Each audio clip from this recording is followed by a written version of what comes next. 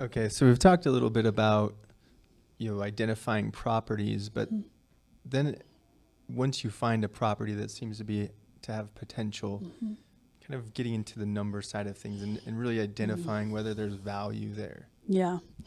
And this is a big one. I'm going to try to not go into too deep of it just because of time right now, but I'm going to give you some of the basics. So identifying property values. The MLS, to me, is the most accurate system for that out there. They've been vetted by realtors, the prices. You should always go by the sold prices whenever you can. Sometimes you don't have sold comps in your area, comparable homes in your area. So you have to use actives, and then you can kind of keep an eye on them. Usually they're going to be a little bit below when they sell, below that listed price. So you can check and see what the average sales price is below, like in our area. In this market right now, you can bet on about $3,000 to $5,000 less for most of the properties we're going to be looking at. They're selling pretty close to full price. So those listing prices are pretty accurate to the sold prices, but only for now. In different markets that changes. Sometimes you start seeing where the supply and the demand change, and then the value starts to be sold above the list price. But if you can kind of figure out what that is, at least you can kind of get a fairly accurate idea of what that value is going to be. One reason I'm a big fan of the MLS is because the realtors, I'm not sure if it's identical timing in every state, but ours is 3 days after something happens. When the house sells, within 3 days, we have to have it changed. You get a site like Zillow or what are some of the other ones? Trulia. There's nobody regulating that to say, okay, when that property sells, you have to get the number in, and that you have to put it in correctly or you're going to get fined. They can put whatever number they want in there. And sometimes they don't update it for a long time. So you might be looking at a really old value. To give you an idea of how far off values can be, just last year, about 6 months ago, there was a property that I listed for $399,000. We sold it at $399,000 because it had a great value in the land. The land could be subdivided. So it wasn't just the house and the 0.80 acres. It was the potential for the 2 lots to be subdivided off and sold as well. That's huge in that area because their land is very landlocked. They don't have a lot of other places to build. So lots are at a premium up there. So Zillow said that the property was worth about $130,000. I knew different, right? That's an example of how different it can be. And not only did it say that at the beginning, and I even had some people call, people without their realtors, because the realtors knew where I was coming from, but people just driving by, and it's okay, they don't know any better, but they'll call and say, aren't you a little overpriced? Because from what they can see, it's a little old house. It was about, I can't remember exactly the age, but I'm going to say about 80 years old. It was an old house, not fixed up.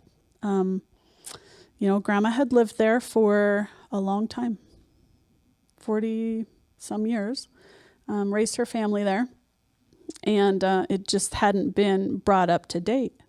So, on that kind of a property, some of it is guess. I'm not going to lie to you. I just had a gut feel. I did all my numbers. So here's some of the how-tos. I check other houses in the area and see what they've sold for. Then I had to value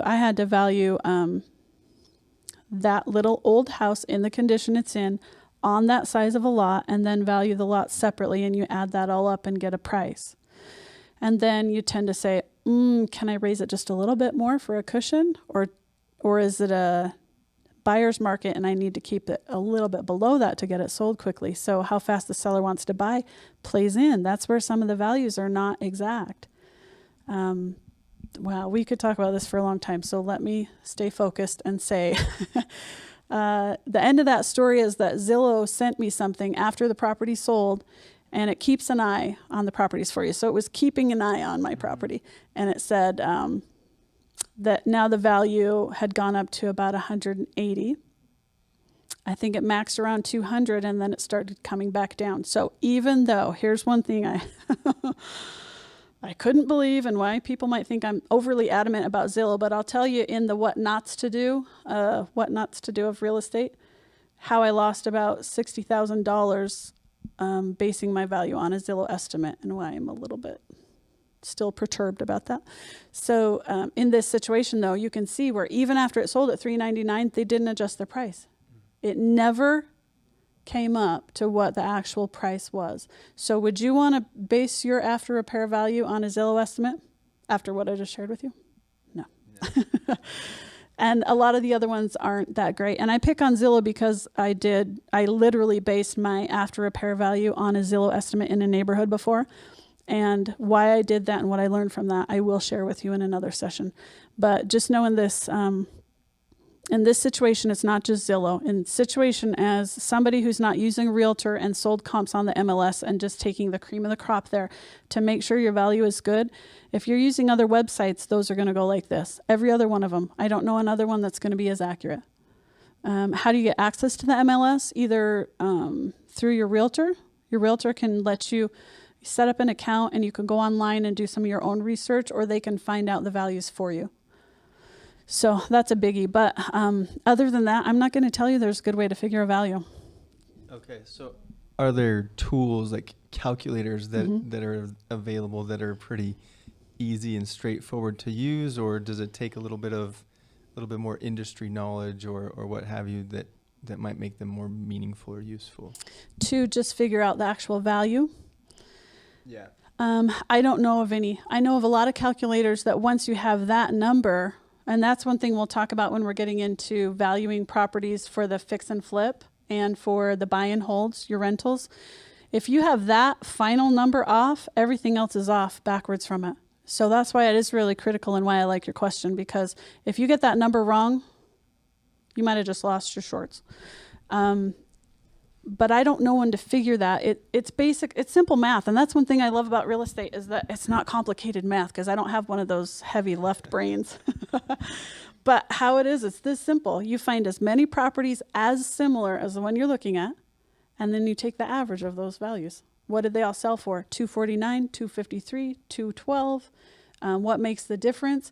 So the software that our MLS use, and keep in mind that there are different multiple listing systems across the United States, but the one that we use is the one I'm most familiar with, and I think they're all basically identical. They have their own software built into them, so that's how we get to do those fancy CMAs. They're the Comparative Market Analysis, CMA. That's what it stands for. So you plug in, these are the 5 I want you to do, and it does all the math.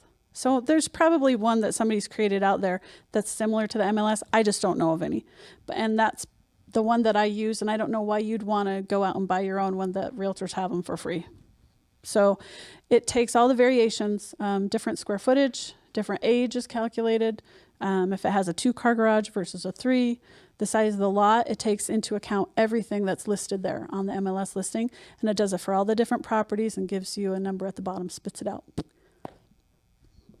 So it's good to have in your network a real estate agent or a realtor who Yes. is familiar with investment properties, that type of situation. Yep, exactly.